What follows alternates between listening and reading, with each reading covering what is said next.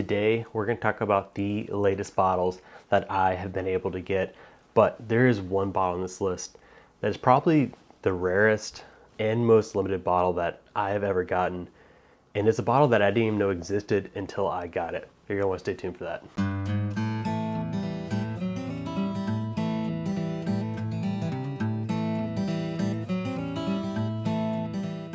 Welcome back to the Bourbon Retriever, and I'm beyond excited to talk with you guys today about the bottles that I've been able to get. Beyond humbled, because this is the type of haul that I would have been ecstatic to get within a year, even longer than that. But this is, I'm just beyond humbled. Let's just go ahead and jump into it and just talk about the first bottle here, and it is the Old Rip 10 coming out of the Buffalo Trace Distillery. This is one of my first iconic bottles that I wanted to get. I got this bottle from Esquire. Esquire does monthly raffles every month. Basically how it works is I think it's every $50 you spend, you get one ticket into their raffle that they pull at the end of the month. And my number got pulled this last month and I was able to pick this bottle up. I love how the raffle system gives everyone an opportunity to win a bottle.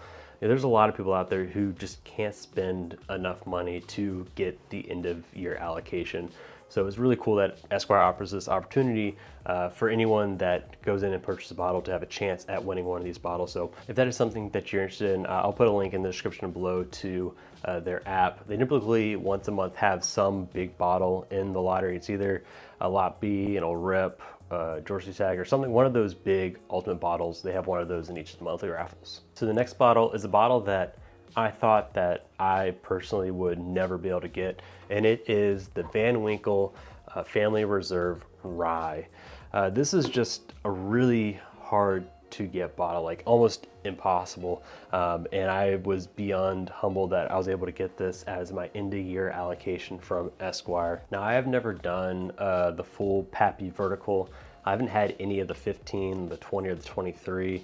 I hope to be able to try this one day, but I just haven't been able to try them yet. I have had the 10 and the 12, but of people that have done the blind, people say that the rye is a sleeper. It does pretty well in those blinds. Now, I'm not the biggest rye fan, but I do like the ryes that Buffalo Trace puts out, so it has me excited to open this one day for a special occasion.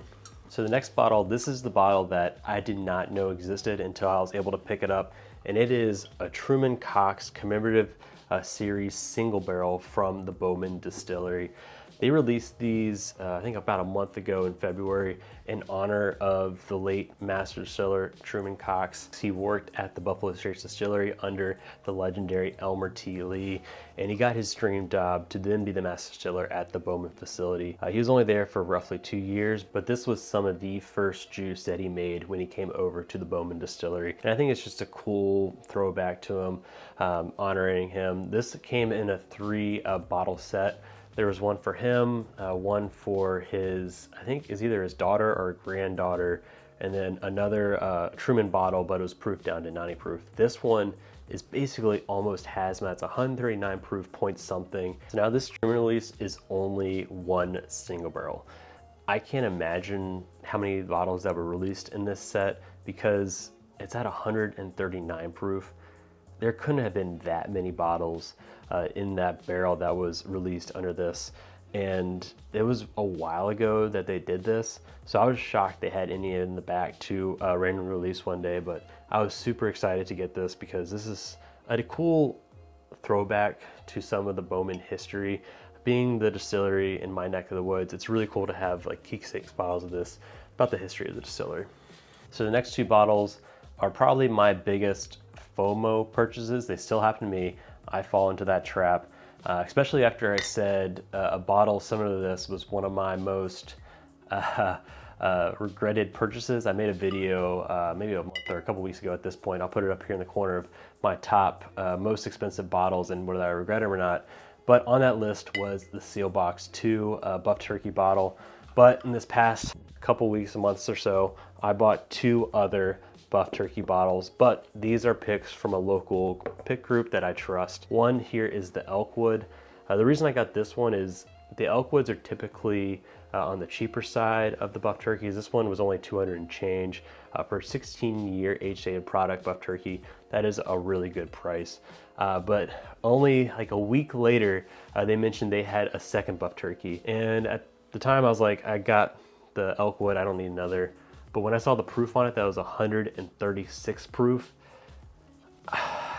the FOMO got the best of me, because the best Buff Turkey that I've had has been a Dark Arts, and that was 136, 138 proof, somewhere in that range. And that was drastically different than all the other Buff Turkeys I had. All the other ones are much more into that like Buffalo Trace, light honey sweetness level. However, that Dark Arts was much more Russell's oak char-esque, and I'm hoping that this Mongolia is much more closer to that. So I'll probably end up opening one of these two, just so I have an open Buff Turkey in my collection to be able to drink on. The other one, it'll probably just stay closed. It'll be a keepsake, commemorative of this time period of having juice distilled at Buffalo Trace that was then stored at Wild Turkey.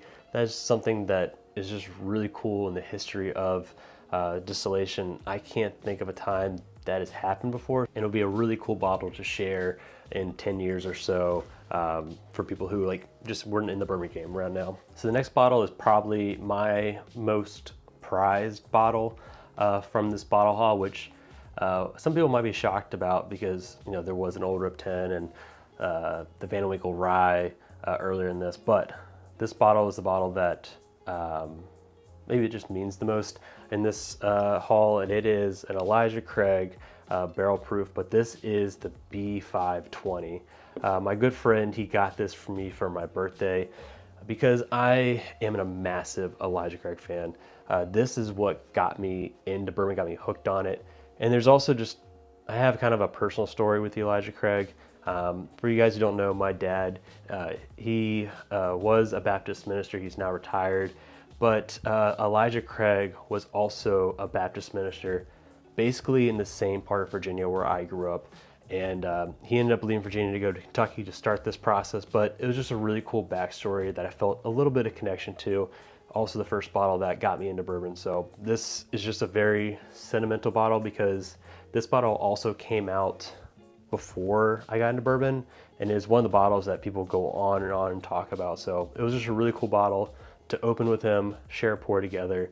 And it's a bottle that I'm gonna be super excited to share going forward just because of the sentimental value and the person that got to me and the backstory on it. Okay, next bottle is a bottle that was probably one of my more lucky grabs in one of the ABC drops. This is the latest batch, batch 13. I'm gonna open this just to show you guys how much I have loved this pour. Me and my friends have done a massive dent on this bottle. This is probably the best E.H. Taylor barrel proof that I've ever had. Most times in the past with these releases, it's basically E.H. Taylor small batch with just a ton of ethanol on the back end. However, this one punches the flavor with that ethanol. It just carries it through your mouth. It's very creamy. If you're someone who loves creamy whiskey, this is right up your alley, that cheesecake note. I really wish I got this in time for my end of the year blind for 2024, because I think this would have done really well in it. I guess I could always include it in this year blind. However, historically, I've always tried to limit it to the releases of that year. Just because when you're calling it the best whiskey of the year, it just seems like you should be talking about whiskey that's released in that year, not the year you acquired it. But I don't know. If you guys think I should make an exception, let me know. But I don't know. We'll see. This next bottle is a bottle that I'm trying to get every batch that comes out, and it is the latest Stagg batch. This is 24D. I did a review on this bottle. I'll put it up, a link above, but this is a fantastic pour. Quintessential what Stagg should be. I am in love with this bottle, and I am so glad to have a backup of it. It really is a shame that Stagg is not more accessible, because if it was, this would be my go-to pour. This is basically what I want bourbon to be. I just am in love with this pour, but they are doing more releases. I think this might be the first time they've done a D batch, so that has my hopes up that they can do more releases going forward and they can get into more people's hands. The other nice thing about these bottles is the secondary has drastically keep coming down, and my hope is that this keeps coming down, because this is a bottle that Everyone should try, and I would just love for more people to get their hands on it. The next bottle is the latest release from 13th Colony, and it is their bourbon whiskey finish in maple wood spirals. A lot of people give hate on 13th Colony because they say it lacks transparency, but their latest labels have dismissed a lot of that. Now it says on the label that it's distilled, which is a nice little tidbit there. And then they also mentioned here that it is finished with maple wood spirals. Now 13 Colony did mention that this is a limited release. I know Sealbox and Bourbon Outfitters, they had to do lotteries for this bottle because how limited it was. I'm hoping that there's more allocation to the States when this comes out, because this is a bottle that I think would be a great bottle if it was a shelfer. It's a really nice, well-rounded drink. I am not a big finish fan, but I think they do it well on this bourbon. I think this would be the perfect old-fashioned pour. And that's not a derogatory term. A lot of people might say that for certain bourbons that they might be wanting to cover up with bitters and whatnot. But this with the maple wood spirals is basically what I feel like high-end old fashions are. When you go to like a really nice restaurant, they might use some like really thick maple syrup, and that's basically what you're getting this. You're already getting a high quality old fashioned where basically just pour this on ice and you are set to go. There's that nice oaky bits you get on the aroma from the maple wood. You get the rich syrup, like almost like pancake syrup on the mouthfeel. And I think it's all well a great pour, especially for the price. This is like what, I think it's $63, which for an LE bottle, it's coming at a good price for also like, I think it's 5 to 6 years. They're pricing it really well. So hopefully you guys can find this bottle because I think it is a good one. The next bottle is probably one of the harder Buffalo Trace products to get in Virginia. And for the life of me, I do not know why, but it is the Weller 107. We get so few of these in Virginia. Like we get a ton of Blanton's, ton of Eagle Rare. Even we get more each Taylor than the Weller 107. Like these are basically lottery bottles in Virginia, how few and far between these drop. Like I think we even get more Staggs than Weller, which is for me just really hard to believe. But I was super excited to get this bottle because I hate to say it, but I think it is probably the best, I don't want to say shelf stable, but like what should be a typical shelf product for a weeder. It kills makers. I think it actually be a good blind to try this with the new Bardstown weeded. I think that'd be a really cool setup because they're probably the similar ages and they're basically the same proof. That might be a good blind to do. And it beats a lot of the other Weller products. I probably should do a blind because I have all the Wellers but the single barrel, which people traditionally do. A lot of people will say the Weller Special Reserve is better in it. But it'd be a really cool blind to see how this stands up. If I had to guess, this probably would come in second or first place. It beats even some of those more allocated Wellers. But the only way to know would be to actually do a blind of the Wellers. If that is something you're interested in, let me know. I'm always looking to do content that you guys are interested in seeing.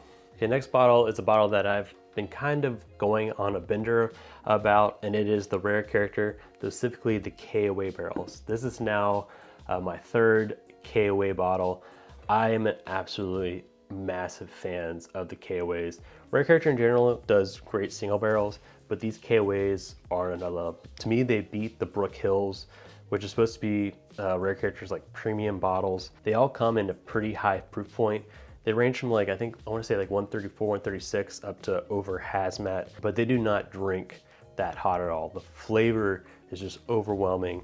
And you would probably guess that it is well under those hazmat proof points. Now, Rare Character does have a premium price point. I want to say this was like 150-ish, like a 9-year age stated. You're paying well over that, but I would easily pay that 150 for these KOA barrels. So this next bottle, I promise, is my last Buffalo Trace product on this haul. And it is a bottle that helps me complete one of my verticals, and it is the E.H. Taylor Straight Rye. I already had the small batch, I had the single barrel, the barrel proof. I even had the barrel proof rye. So now the last annual release bottle from E.H. Taylor, you have some of those like one-offs like 18-year marriage and whatnot, but of all the ones that are released every year, I have now been able to complete the set, and I got this E.H. Taylor rye. One of the cool things about this E.H. Taylor, let's see if I can pull it out here and show you guys, it is the only E.H. Taylor with two DSP codes. So on the back here, there's two DSP codes listed. If you look them up, one is the Buffalo Trace Distillery and the other is the Barton Distillery. It always kind of blew my mind that they had two on this one. I don't know why that is. I don't know if there's distilled at one, aged at the other. When I looked at the E.H. Taylor Barrel Proof Rye, it still only had Buffalo Trace. So this isn't a one-off. For the last couple of years, they've had both on there. So I don't know if it's a capacity issue or something like that, but that's just like a kind of a cool little story on this bottle. So when I did my rye blind, I want to say that was like 2 or 3 years ago at this point. This bottle actually came in third place for me, only behind Michter's 10 Rye and the Parker's Heritage Rye when that came out this year. So I'm super excited to get this bottle because to me this is like one of the better, I don't want to say shelf stable ryes, but one of the more like annual release ryes that you can get. Now I thought of doing a blind of all the E.H. Taylor vertical, small batch, single barrel, the Straight Rye, and the Bourbon. I think they would be enough different that you'd be able to pick them out, but I think it'd just be a cool concept to do them all to see what would actually win. I think I have kind of an idea of what I would win, but the only way you know is if you do a blind. So next bottle is a bottle I got from a friend, and it is the Kentucky Senator. This was the last year's release of the Kentucky Senator, the 9-year, and this is a single barrel from Liquor Barn. I love the stuff that Kentucky Senator is putting out. The last, I think 4 or 5 releases have all been Barton. The first release was a 15-year, and then they did kind of a vertical going up of, it was a 6, 7, 8, and 9-year. They're now out of the Barton juice, but this bottle specifically is still able to get in Kentucky at some liquor barns, and I would highly recommend you guys to go out and get this, especially if you're a Wild Turkey fan. This is not Wild Turkey juice, but to me it reminds me a lot of those characteristics. I get a ton of cinnamon on this, but a good cinnamon, not like a Amburana cinnamon.